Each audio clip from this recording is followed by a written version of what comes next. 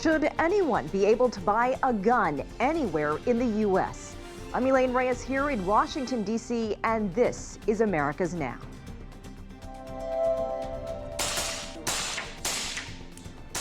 The debate over the absolute right to bear arms. I'm able to carry my guns everywhere I want. But victims of school shootings say gun violence has to stop. What happened in Newtown can happen anywhere, in any instant.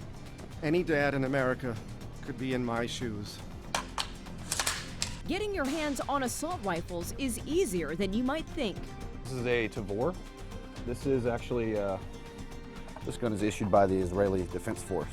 This is a spent cartridge that came from an AR-15. Correspondent Sean Callebs investigates the U.S. gun industry and sees how it shapes the debate on gun control.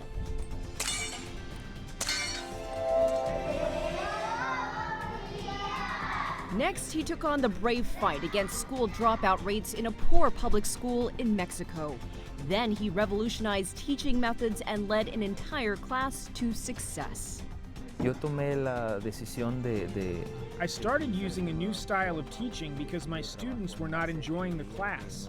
It was monotonous. They felt pressured to get the work done.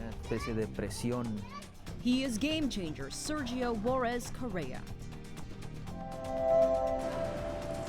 And later, Peruvian food has taken hold of Spain like no other New World cuisine. La comida peruana sí que es fusión. In reality, Peruvian food is fusion. The Spanish brought us the lime, we gave them the potato. Then we fused Chinese food, then came the Africans. Luego llegaron a los africanos. The ceviche is literally half an hour old. Correspondent Jerry Haddon embarks on a culinary expedition through the streets of Barcelona. Wow.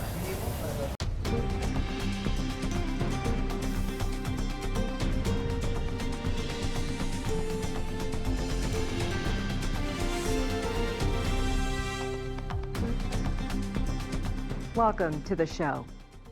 Gun violence in the United States has been a national problem for decades. It's also been the subject of a contentious, ongoing debate.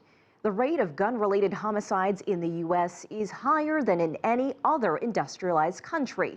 School shootings and other deadly incidents have occurred and reoccurred at an alarming pace. In 2012, public support for stricter gun laws reached a peak following a devastating massacre at an elementary school in Newtown, Connecticut. However, less than 6 months after that tragedy, that same public support decreased substantially, and proposed legislation to curb the gun violence backed by U.S. President Barack Obama did not even pass the Senate. Gun opponents are out in full force to amend the laws on guns, but as our correspondent Sean Callebs discovered, there are just as many firearm advocates out there too.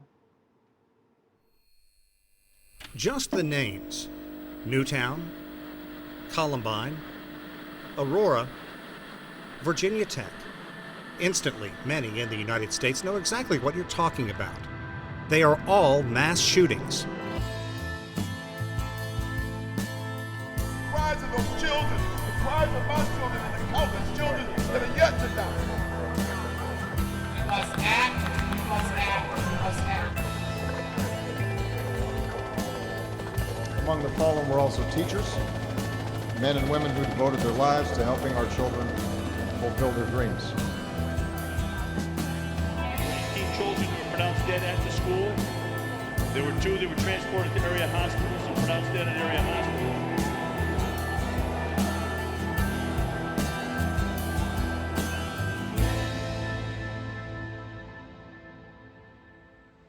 Here's a quick quiz. Given all the killings and the subsequent public shock and revulsion, clearly gun violence has had a chilling effect on the sale of firearms in the United States, right? Answer: not even close. In 2013, more guns were sold in the U.S. than ever before. There are tens of millions of these in American citizens' hands, and I feel good about that. Come on in two-step across Texas with me. Sean? Good to meet you, Sean. Welcome to Paradise. Yes, indeed. My pleasure. From his sprawling ranch in the shadow of Waco, Texas, Like it or not, Ted Nugent has become the face and voice for the pro-gun lobby. This is the epitome of the American dream. Land ownership, resource stewardship, especially for a guy that likes to hunt and fish and trap. And I just couldn't be more proud or more excited because I'm in the middle of the greatest hunting season of my life. And, you know, He will say things others only think. Achtung, mother. Their beauty is eclipsed only by their taste. They are the most delicious flesh in the world. I'm able to have my machine guns. I'm able to carry my guns everywhere I want. But many believe he says too much, too often. Former U.S. Congresswoman Gabby Giffords was shot in the head back in January of 2011 by a gunman intent on killing. Giffords survived, but her life will never be the same. She has emerged as a strong gun control advocate.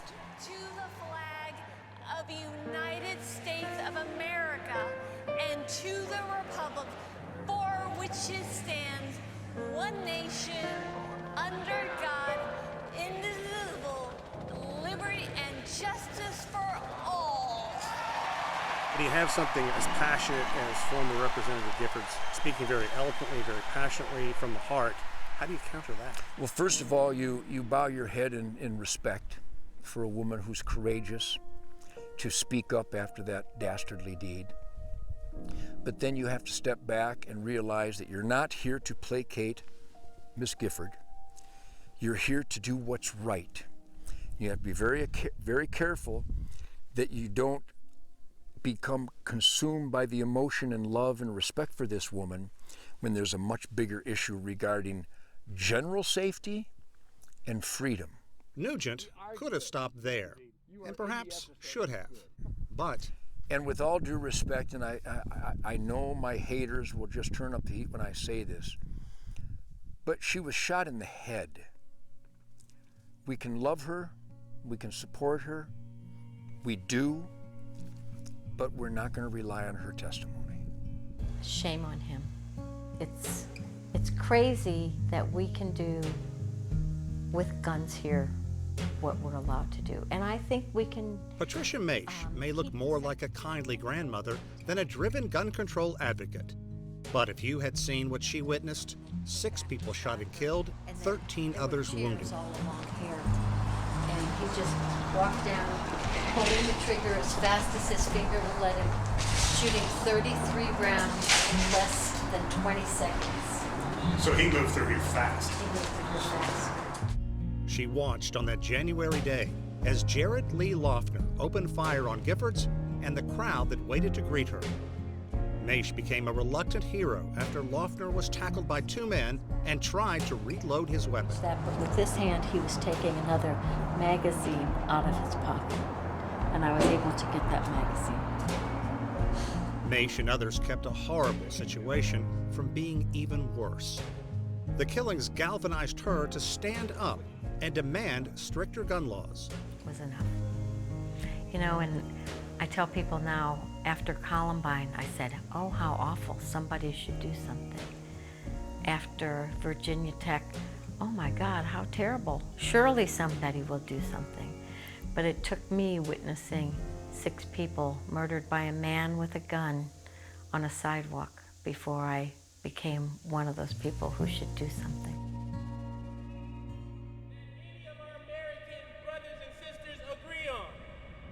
We need the Congress to join us in agreement. In 2013, the U.S. Congress voted on a measure to improve comprehensive background checks and make it more difficult to buy a gun. Pastor Thomas Cooper, the Bronx, New York. We are all Newtown. A bill that an overwhelming majority of Americans supported, according to polls.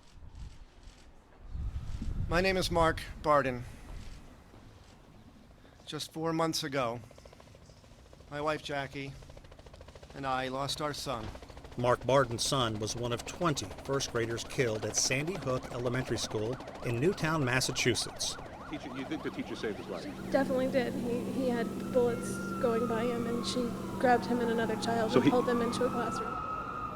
Among the fallen were also teachers, men and women who devoted their lives to helping our children fulfill their dreams. So our hearts are broken today. Barden joined President Obama at the White House after the effort to toughen gun laws was defeated. What happened in Newtown can happen anywhere, in any instant. Any dad in America could be in my shoes. No one should feel the pain. To Nugent and the powerful gun lobby, it was a victory. Examples. So the gun culture is about the "don't tread on me" mantra. We are free people. Don't you dare attempt to oppress us, because we will fight back. Nugent is a member of what is arguably the most powerful lobby in the United States, the National Rifle Association, or NRA. The NRA is well funded, and while it boasts somewhere between 3 and 5 million active members, as many as 50 million Americans support the association. Fire in the hole. That means supporting guns, ammunition, and big magazines to hold as many rounds as possible. I gotta tell you, the high capacity is an important issue, because if you're facing a violent encounter, who would vote for less bullets versus more bullets? Are you kidding me? There's no such thing as an average gun owner in the United States. Sure, there are a lot of people who own rifles for hunting or sport, but there are many professionals, doctors, lawyers, businessmen, who like, and for a lack of a better term, collect guns. When asked, why do you need 10 to 15 guns? The answer isn't, I need. The answer is, it's my right.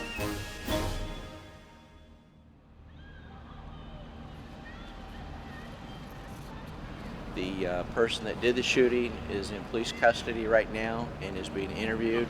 And we're trying to sort out the details to whether this is any type of self-defense or just the opposite. So I can tell you the gun that was used is a .40 caliber handgun. I don't know how many times he's been shot, and that's about all I got. There are about 300 million guns in civilian hands in the United States. That's one gun for nearly every man, woman, and child in the country.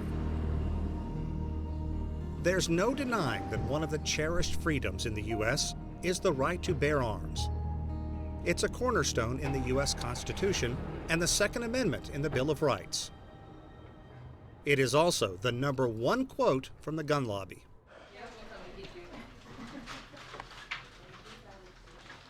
As a cardiologist in Tyler, Texas, Dr. Scott Lieberman may not seem like a typical gun fanatic. I can't honestly say that it sounds much different to me, but I'm going to do two things. I'm going But to go he ahead is, and get a... even owning a shop called Lock and Load. I got him out here, Kitty. You're going to get me spoiled now if I shoot that. This is a 40 that was built for me. Oh, wow. Like many gun enthusiasts, you will hear no apologies from him. I mean, you know, guns in the United States have a long history. You know, we would not likely be an independent nation if it weren't for firearms. Basically, the colonies were a fairly ragtag, poorly organized military that took on the greatest military power on earth to obtain our freedom. Okay, that was 1776. One could argue the political landscape in the country has changed dramatically in 230 plus years. Give me a nod when you're ready. And tighter gun laws are necessary. The shooter's ready.